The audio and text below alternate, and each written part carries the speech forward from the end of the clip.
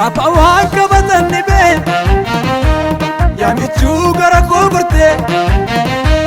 horii hubbonu ataanaani millattee kan na argite gaafa waan qabatan ni bee yaamichuu gara koo gortee horii hubbonu ataanaani millattee kan na argite akkamiittan si dagadha ati kan kooti ati kan kooti ati kan kooti ilma baay'ee narraa qabda ati kan kooti ati kan kooti ati kan kooti akkamiittan si dagadha ati kan kooti ati kan kooti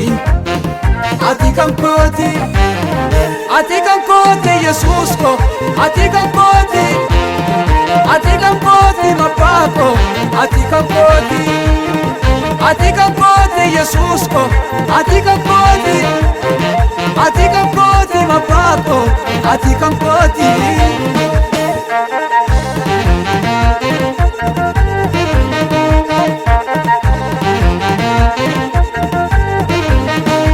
rakkina koo furmaata argachuuf yemmuu na bee namanitti madhu lammii firiyaa konna jibbee dadhabeera amaara galfachuu siifan kennaa bu'aa miidhamuu kee dubbateeraaf naan jedhee mafaan kee waa'ee kootiif yaada gaarii qabda naaf hojjettaa karooraan ijaartee naaf si gidduutti kan lafafu narraa galaa mafaansaa qabatee waa'ee kootiif yaada gaarii qabda naaf hojjettaa karooraan ijaartee naaf si gidduutti kan lafafu narraa galaa mafaansaa qabatee ati kan kooti Yesuus ko ati kan kooti mabbaako ati kan kooti Yesuus ko ati kan kooti mabbaako ati kan kooti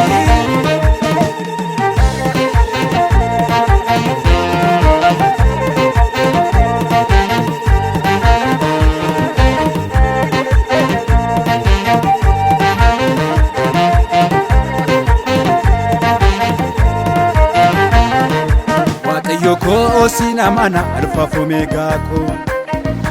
Waaqayyo koo sin amana alfaaf omeegaa koo si abdadhee tan jiraadhaan baduu jireenyi koo si abdadhee tan jiraadhaan baduu jireenyi koo Waaqayyo koo sin amana alfaaf omeegaa koo Waaqayyo koo sin amana alfaaf omeegaa koo si abdadhee tan jiraadhaan baduu jireenyi koo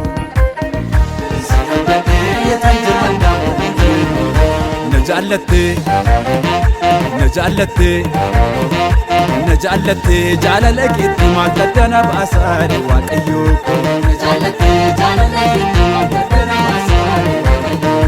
na jaallatte jaalala keetti maal gaddana baasaare Waaqayyo koo na jaallatte jaalala keetti maal gaddana baasaare Waaqayyo koo ati Waaqayyoodha ati Waaqayyoodha ati Waaqayyoodha ati Waaqayyoodha ati Waaqayyoodha ati Waaqayyoodha ati Waaqayyoodha ati Waaqayyoodha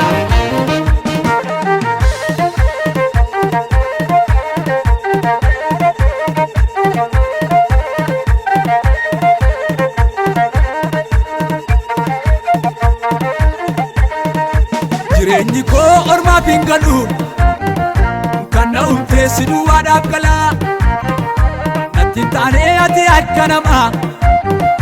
naaf kennitee tabbii galgalaa jireenyi koo ormaaf hin galu kan na umtee si duwwaadhaaf galaa natti hin taane ati akka namaa naaf kennitee tabbii galgalaa waa'ee kootiif yaada gaarii qabda naaf hojjettaa karooraan ijaartee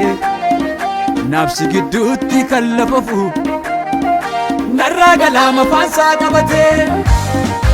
waa'ee kootiif yaada gaarii qabda. Naaf hojjettaa karooraan ijaarte, naaf si gidduutti kan lafa fuudhe, narraa galaama faansaa qabate. Ati kan kooti Yesuus ko, ati kan kooti, ati kan kooti mabbaa ko, ati kan kooti,